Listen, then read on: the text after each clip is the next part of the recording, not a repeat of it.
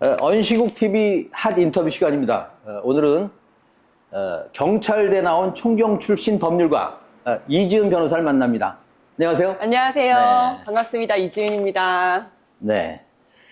오늘 인터뷰 주제를 이렇게 잡았습니다. 경찰 풀잎처럼 눕다. 네. 이게 그 박범신 씨의 오래된 소설 풀잎처럼 눕다를 카피한 건데 말이죠. 네. 윤석열 정권 들어서서 경찰이 납작 엎드렸고 이걸 한번 패러디 해봤습니다. 네. 이 변호사, 경찰대 나온 총경 출신 법률가이신데 경찰 풀잎처럼 눕다 이렇게 말해도 무방하겠죠? 사실은 부끄럽지만 인정을 해야 될 것 같습니다. 그리고 이게 이제 좀 더 솔직하게 얘기하면 그 풀잎보다 빨리 눕는 것 같습니다. 풀잎처럼 눕는다는 게 바람이 불면 눕는다는 그렇죠. 거잖아요. 네. 근데 지금 제가 경찰을 보면 바람이 불 것 같으면 네. 미리 알아서 눕는 것 같아요. 네. 그러니까 소위 말해서 알아서 기는 네. 그러니까 이게 너무 부끄러운 지금 경찰의 자화상이다 이렇게 생각을 합니다. 네. 무엇보다도 그 경찰이 소위 입틀막 정권, 네. 입틀막 정권의 전위대가 됐습니다. 네. 어느 정치인은 이렇게 비유를 했다군요. 민중의 지팡이가 권력의 몽둥이가 됐다. 네. 이런 문제를 뭐 어떻게 풀어야 하나요? 법적, 제도적으로 이 문제를 어떻게 대응을 해야 되나요?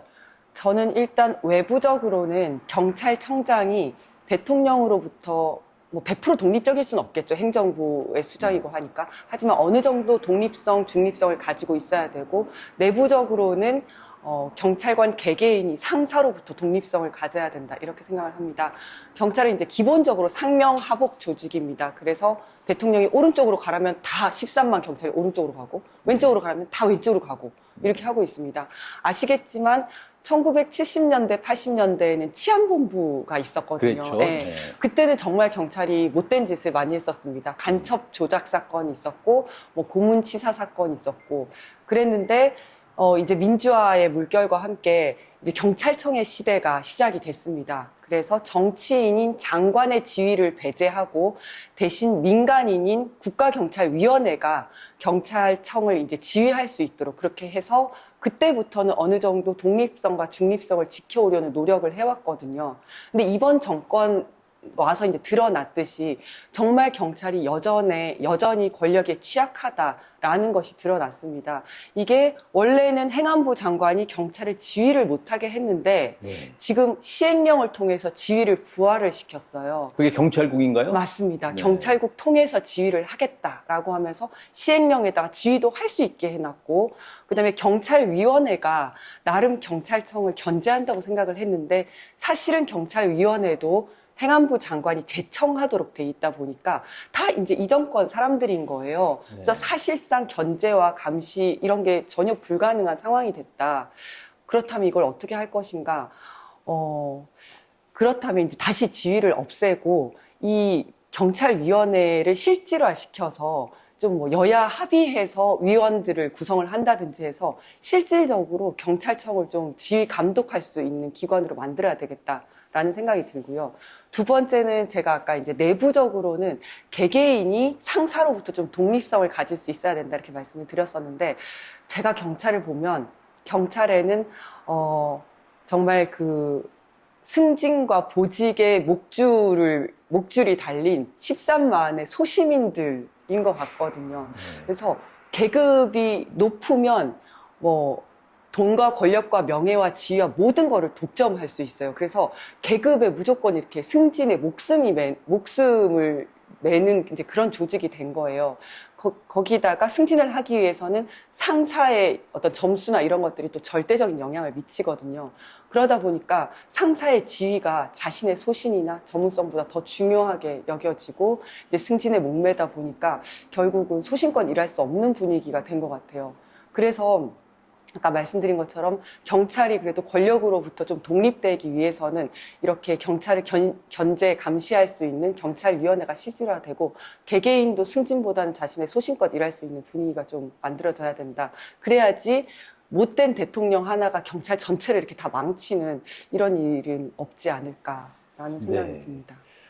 경찰위원회가 그 실질적인 권능을 회복하려면 그러니까 입법 상황입니까? 법을 고쳐야 됩니까? 법을 고쳐야 됩니다. 네. 이게 지금은 행안부 장관이 제청해서 대통령이 임명하도록 되어 있고 행안부 소속하에 행안부 내에 이제 그 경찰위원회를 두도록 하고 있거든요. 네. 그래서 요 위상도 뭐 국무총리로 올린다든지 요것도 필요하고 더 중요한 거는 구성을 할 때, 위원들 구성을 할 때 뭐 여야 합의로 한다든지 이렇게 해서 좀 중립적인 인사들, 그래서 견제가 가능한 인사들로 구성하는 게 필요하다 이렇게 생각합니다. 네.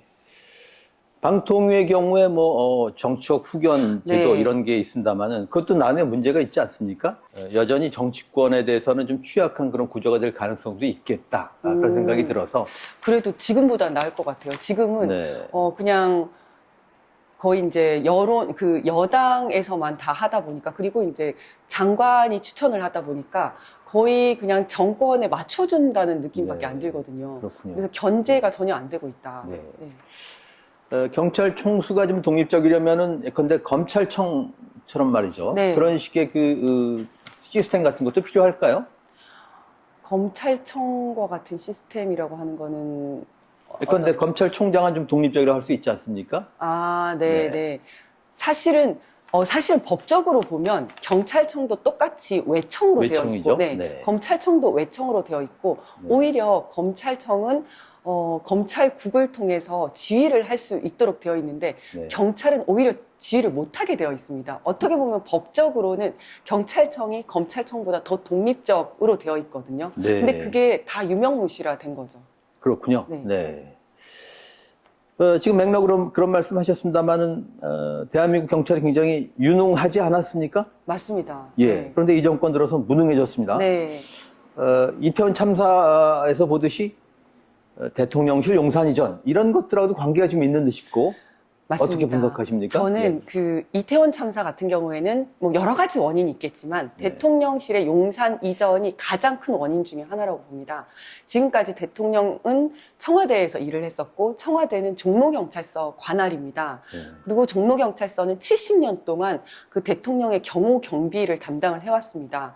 그리고 거기에는 그러니까 13만 경찰 중에서 경호 경비를 가장 잘하는 사람들이 거기에 있거든요. 네. 기관의 역량과 그다음에 개인의 역량이 최고입니다. 그렇기 때문에 아무 문제 없이 경호 경비를 해왔는데 아무 준비 없이 갑자기 용산으로 간 겁니다. 그런데 용산에는 그 경호 경비에 특화된 경찰관들이 없습니다. 그리고 또 그 경찰서 자체에서도 만약에 시위대들이 오면 어디를 막아야 되고 기동대는 어디에 배치해야 되고 이런 거에 대한 노하우가 전혀 없는 상태거든요. 네. 그러다 보니까 이 사람들은 이 경찰관들은 용산 대통령실을 경호경비하는 데만 다 올인을 한 겁니다. 사실 그 전까지는 10월 달이 되면 용산 경찰서의 주 관심사는 이태원이었었거든요. 할로윈. 그렇군요. 네. 네, 할로윈에 인파 관리 어떻게 할 건지. 그래서 거기에 대한 훈련도 계속하고 했었는데 이번에는 정말 대통령실 경호경비 때문에 그 이태원 할로윈 축제가 뒷전으로 밀릴 수밖에 없었어요.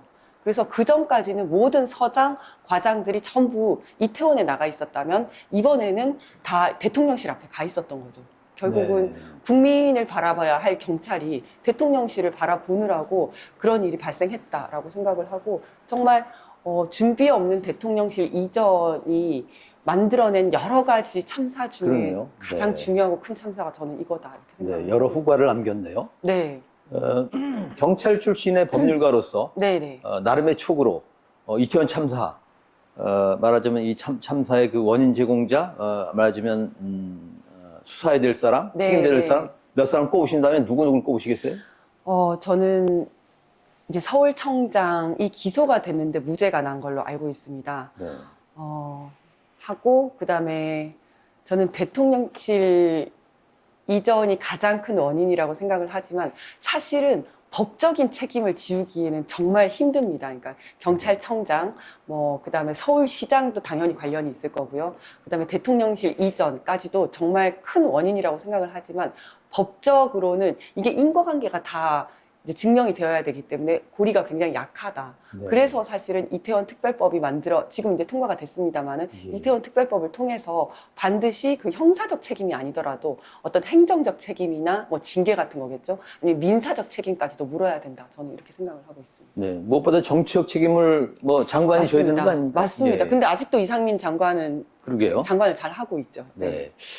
이 정권을 이끄는 키워드 중 하나가 졸속인 것 같은데. 네, 뭐, 정말 공감합니다. 뭐 말하자면 의료 문제도 졸속으로 풀려고 했고. 네, 맞습니다. 대통령이 이전도 네, 결국 네. 졸속 아니었습니까? 네, 네, 맞습니다. 이런 질문을 한번 드려보겠습니다. 검경 수사권 조정. 이거 미완의 과제입니까? 저는 그렇다고 생각합니다. 사실 지금까지는 지금은 이제 경찰이 수사를 하고 있습니다만은 네. 한 60년 넘게 경찰이 97%, 그러니까 전체 수사의 97%를 하면서도 경찰 이름으로 수사를 할 수가 없었습니다. 형사소송법상에 경찰은 수사권이 없었고 경찰이 하는 수사는 다 검사가 한 것으로 되었습니다. 그러니까 소장농이었어요, 소장농. 네. 네. 밭을 경작을 하더라도. 소장농이요? 네. 네. 그랬었는데 이제 형사소송법이 개정이 되면서 경찰 이름으로 수사는 할 수 있게 되었고 그 이후에 2000년, 2020년, 2022년 계속 개정을 통해서 현재는 모든 수사를 경찰이 하고 단 부패 경제 수사만 검사가 수사 개시를 할 수 있도록 되어 있습니다.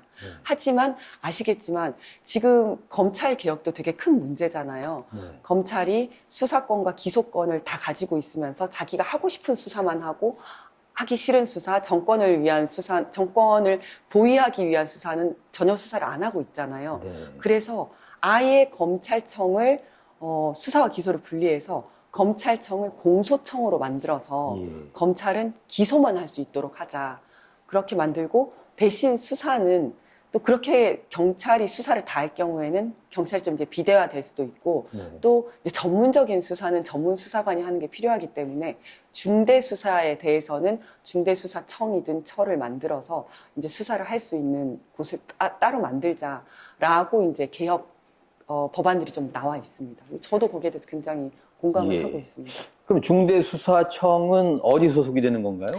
그거는 국무총리 산하에 둘 수도 있고 아니면 네. 행안부 산하에 둘 수도 있는데 일단 법무부 산하에 두는 것은 아니다라고 생각을 하는데요. 왜냐하면 네. 법무부 밑에 검찰청이 있잖아요. 네. 그게 비록 공소청으로 바뀐다 하더라도 법무부 안에 수사를 하는 기관과 공소를 담당하는 기관이 같이 있으면 지금의 검찰청 같은 그런 폐단을 이제 극복하기 힘들다 이렇게 생각하기 네. 때문에 중대범죄수사청은 행안부에 두거나 아니면 국무총리 산하에 두는 게 맞다 네. 이렇게 생각하고 있습니다. 공소청으로 독립시켜서 신설을 하더라도 네. 이게 좀 격길로 나갑니다만은 검찰의 문제 중에 하나가 이제 기소 독점 아닙니까? 맞습니다. 그 문제는 해결이 안 되는 거 아닌가요? 사실 이제 기소 독점은 검찰만이 기소를 할 수 있도록 하는 거잖아요. 네. 그것도 문제고, 그래서 이제 외국 같은 경우에는 사인 소추도 있고 그렇습니다. 개인이 네. 할 수도 있고, 아니면 이제 재정 신청이라고 해서 법원에서 기소 명령을 할 수 있는 그 제도를 늘려가지고 한다든지 아니면 기소 배심이라고 해서 시민들이 할 수 있게 한다든지 그런 제도적 보완이 필요할 것 같고요. 저는 두 번째로 기소 편의주의. 검찰이 그러게요. 네. 기소를 해도 되고 말아도 되도록 돼 있거든요. 그렇죠. 그러다 보니까 사실 칼을 휘두르는 것도 무섭지만 네. 더 큰 힘은 칼을 아예 휘두르지 않는 겁니다. 그러게요. 칼집에 네. 딱 넣어놓고 김건희에 대해서는 전혀 수사를 안 하고 있고 네. 검사들 자기들 자체에 대해서 전혀 수사를 안 하잖아요. 네. 그래서 기소 편의주의도 다소 기소 법정주의로 좀 이제 바뀌어야 된다. 기소 법정주의는 뭐냐면 어떤 요건에 해당을 하면 무조건 기소를 하게 하는 그런 네. 제도입니다. 이제 그런 것들도 좀 필요하다라고 생각을 하고 있습니다. 네. 알겠습니다. 다시 경찰 개혁 문제로 돌아가겠습니다. 이 변호사가 만약 지금 경찰 총수시라면 네. 경찰 어떻게 개혁하시겠습니까? 저는 일단 그 제일 처음에 화두를 던지신 것처럼 경찰이 권력에 너무 취약하잖아요. 그래서 그 경찰을 이제 권력으로부터 그 견제 감시할 수 있도록 하기 위해서는 아까 말씀드린 것처럼 국가경찰위원회의 위상을 강화시키는 것이 필요하고 또 하나는 경찰청장의 권한을 좀 분산을 시켜야 된다라고 생각을 합니다. 지금은 대통령이 경찰청장한테 시키면 13만 경찰관이 일사불란하게 움직일 수 있는 이런 조직입니다. 물론 밖으로 이야기를 할 때는 국가경찰, 자치경찰, 국수본, 국가수사본부 이렇게 한 지붕 세 가족이다라고 이야기를 하지만 사실상 경찰청장이 권력을 독점을 하고 있거든요. 그래서 인사와 예산을 좀 나눠야 된다. 그래서 그 대통령이 뭔가 지시를 하더라도 이 일사불란하게 13만 경찰이 움직여서는 안 된다. 이제 권력을 분산하는 것이 필요하다. 이렇게 생각을 하고요. 두 번째는 제가 경찰을 23년을 근무를 했는데 특히 현장에서 제가 근무를 많이 했었습니다. 근무를 하면서 느꼈던 것이 인력을 좀 개편하는 게 필요하다. 경찰이 항상 인원이 부족하다고 합니다. 그런데 저는 이거는 인원을 적절하게 분배를 한다면 물론 절대적인 인원도 부족하지만 적절하게 분배를 한다면 어느 정도 해결을 할 수 있을 거라고 생각하거든요. 경찰은 크게 시국 치안과 민생 치안으로 나뉩니다. 시국 치안은 정보라든지 경비, 민생 치안은 뭐 112, 수사, 형사 이런 분야인데 이렇게 뭐 독재 정권이라든지 권위주의 정권이 들어서면 경찰은 시국 치안에 굉장히 올인을 합니다. 네. 네. 그런데 지금도 역시 마찬가지고요. 저는 이걸 과감하게 민생 치안 쪽으로 바꿔야 된다. 그래서 특히 지금 기동대 인원들 너무 많거든요. 네. 이 인원들을 빼서 수사라든지 112 이런 현장에 좀 이제 보완을 해야 된다라고 생각을 하고요. 아까 수사권 조정이랑도 조금 관련이 되는데 지금 수사 인력이 굉장히 부족합니다. 왜냐하면 경찰청 수사구조 개혁 이후에 검찰청의 그 임무를, 역할을 좀 경찰청으로 더 많이 가지고 왔는데 인원이 오지를 않았어요. 네. 그러다 보니까 일은 많아졌는데 지금 인원은 그대로고. 그래서 수사하는 경찰관들 굉장히 허덕거리고 있거든요. 네. 그래서 사실은 수사권 조정이 되고 경찰이 수사권을 가지게 되면 더 우수한 인재들이 많이 들어와야 되는데 오히려 수사권 조정 이후에 더 힘들어졌다. 일만 많아지고 더 힘들어졌다. 이래가지고 오히려 수사과 수사부서를 떠나려고 하는 경찰관들이 많은 거예요. 그래서 이럴 때일수록 수사과의 인원을 좀 많이 보강을 시켜줘야 된다. 그래서 인원, 인력 이제 그 보충을 좀 해줘야 된다라고 생각을 네. 하고 있습니다. 그러니까 인적 자원의 배분 문제가 있는 거네요. 맞습니다. 네. 인력 개편의 문제가 네. 있습니다. 또 말씀 들어보니까 대통령이 군 통수권자이자 경찰 통수권자네요. 그렇죠. 행정부의 네. 수반이다 보니까 가장 최고 상사인 거죠. 네. 알겠습니다. 제가 알기로는 이제 경찰대 동기 중에서 가장 먼저 총경이 됐고, 2022년 전국 경찰서장 회의에 참석하신 후에 좌천되셨죠? 네. 네. 네. 아, 제가 이제 뭐 동기 중에 가장 선두라기보다는, 아니, 가장 먼저 됐다기보다는 네. 저희 이제 선두 그룹이라고 표현을 하면 좋을 것 네. 같은데 좀 빨리 승진을 한 편입니다. 그러니까 이제 단독 1등이 아니고 공동 1위를 했다는 말씀을 같습니다. 네, 그리고 저보다 이제 먼저 승진한 친구들도 있긴 했었고요. 그렇긴 예, 예, 했군요. 소수긴 했지만 있었고. 네. 네.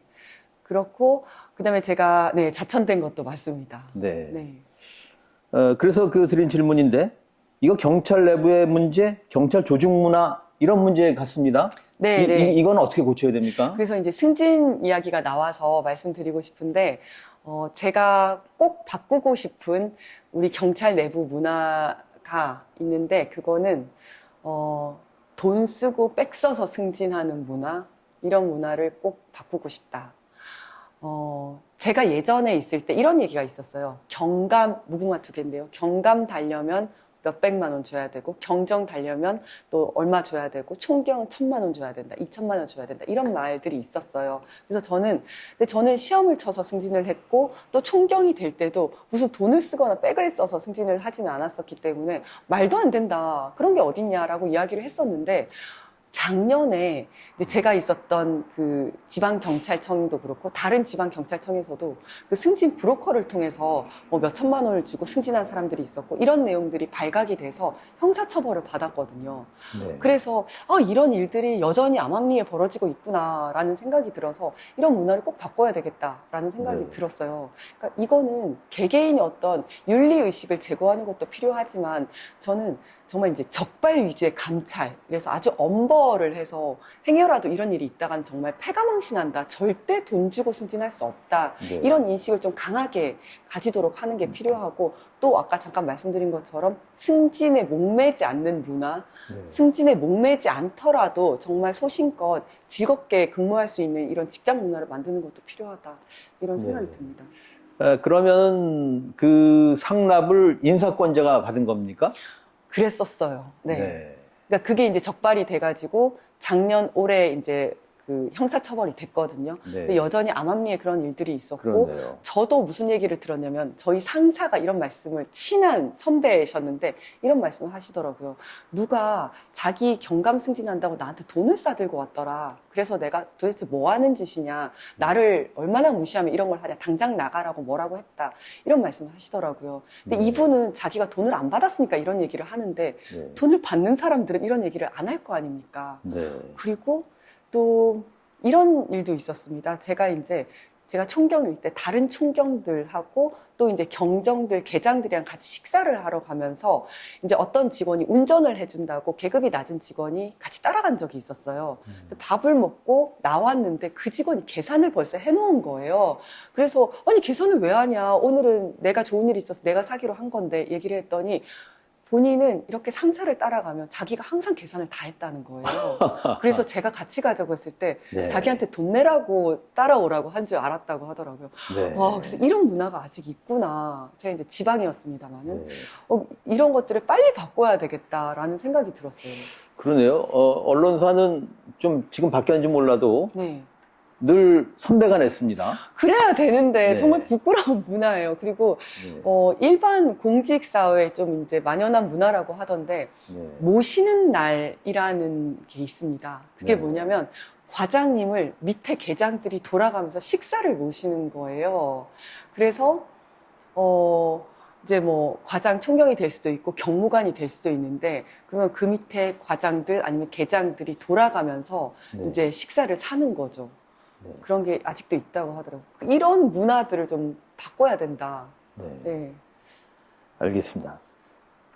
이 변호사는 그 유튜브도 왕성하게 하시지 않습니까? 네, 네. 또 지금 뭐 민들레 유튜브도 뭐 진행하시고. 네. 그래서 언론을 이렇게 관찰하고 지켜볼 기회가 많으실 텐데, 저희가 언론 비상 시국회의라서 네. 네. 우리 언론 뭐가 문제라고 보십니까?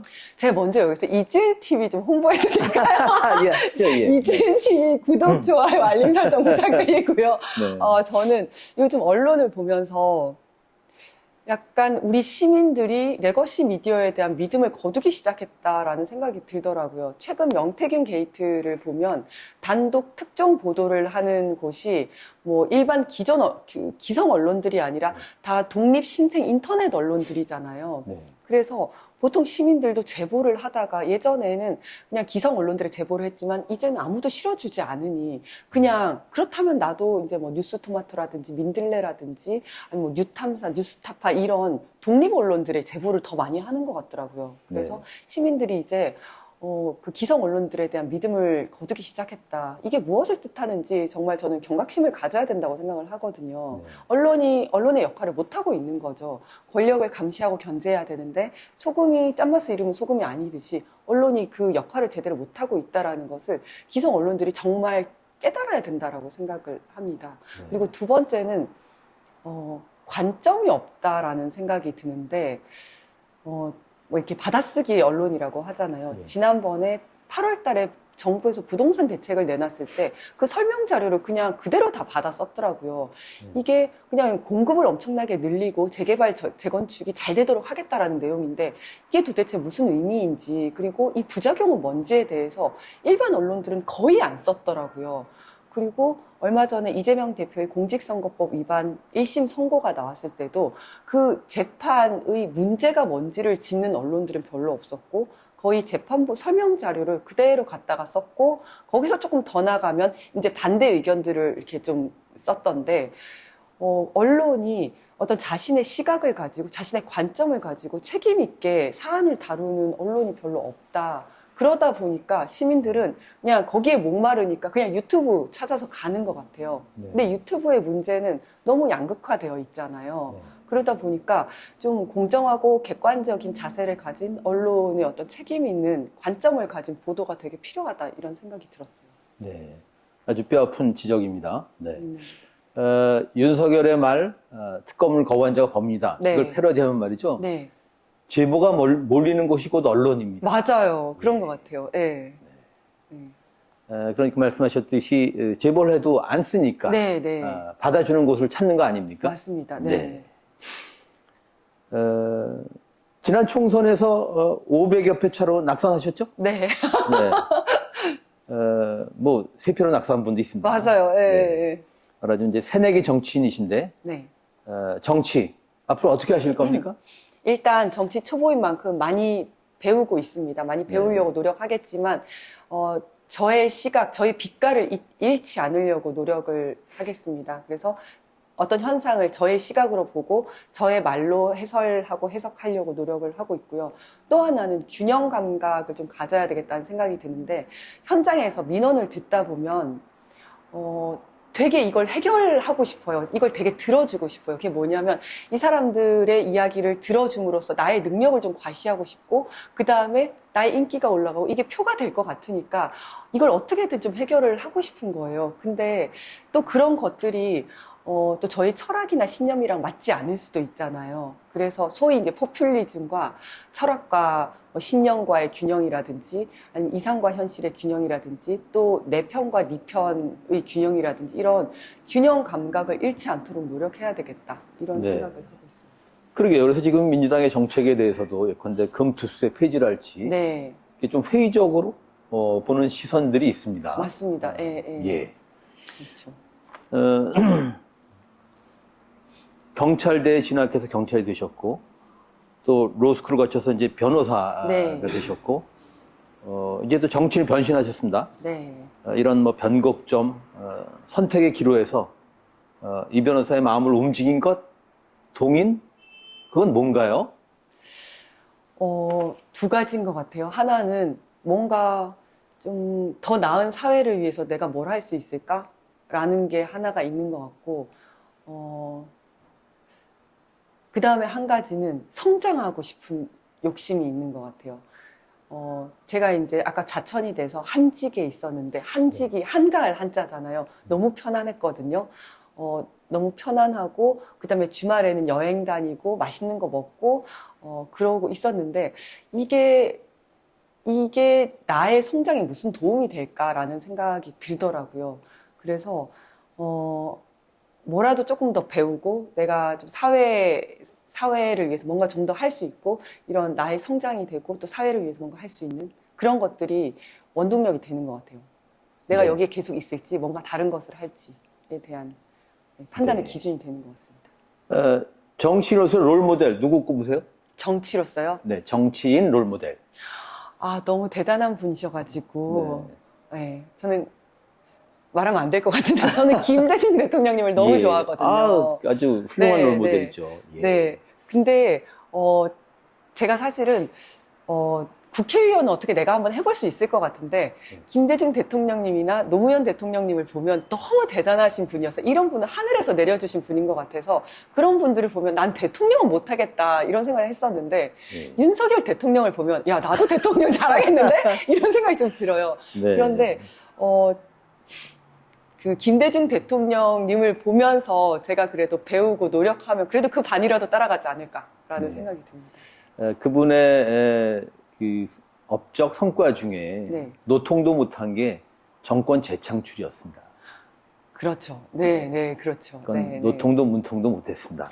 그리고 지금 보니까 더 비교가 되는 게, 지금은 거의 정적 죽이기에 혈안이 되어 있잖아요. 네. 그런데 김대중 대통령님은 자신을 죽이려고 했던 사람들을 다 용서를 하고 그랬죠. 포용을 하셨잖아요. 네. 이거 정말 그 신계다, 이거는. 인간계가 아니다. 네. 요즘 들어서 더 그런 생각이 들더라고요. 네.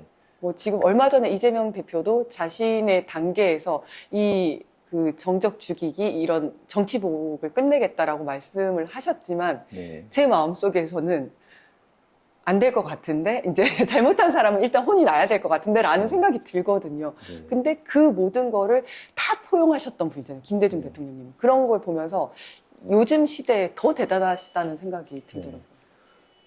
동감입니다만 뭐 그 결과 이제 전두환 같은 사람이 나중에 이제 이 사면 받고 나서도 하여튼 못된 짓을 했지 정신을 못 않습니까? 차리는 경우도 있었죠. 네, 네. 네. 그럼 이 변호사의 삶에 가장 큰 영향을 끼친 분은 누군가요? 저는 그래도 저희 부모님인 것 같습니다. 네. 네. 이건 그냥 모범답안 같은데요? 좀 그럴 수도 있는데요. 저희 부모님은, 제가 굉장히 낙천적인 성격이고, 좀 스트레스를 안 받는 성격인데, 이거는 진짜 100% 저희 부모님한테 물려받은 것 같아요. 네.